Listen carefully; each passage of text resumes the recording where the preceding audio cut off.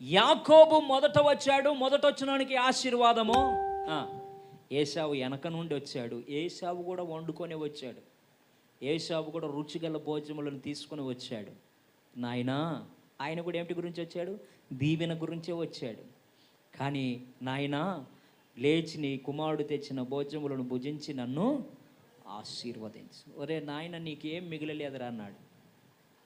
ఎందుకంటే ముందు వచ్చినోడు కుప్ప మొత్తం.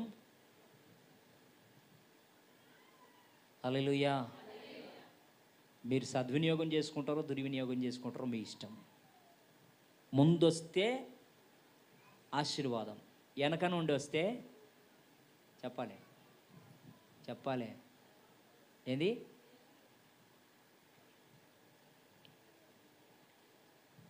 వెనక నుండి వచ్చినోనికి శాపం, ముందు వచ్చినోనికి ఆశీర్వాదం. దేవుని సన్నిధికి ఎప్పుడైనా ముందు రావాలి. ఆదామా అని పిలుస్తున్నాడంటే దాని అర్థం ఏంటంటే ఆదాము లేట్ చేశాడు. ఆదాముకి ఏమి ఆదామా నువ్వు ఎక్కడ? మనల్ని కూడా దేవుడు చూస్తాడు. ముందు రావాలి.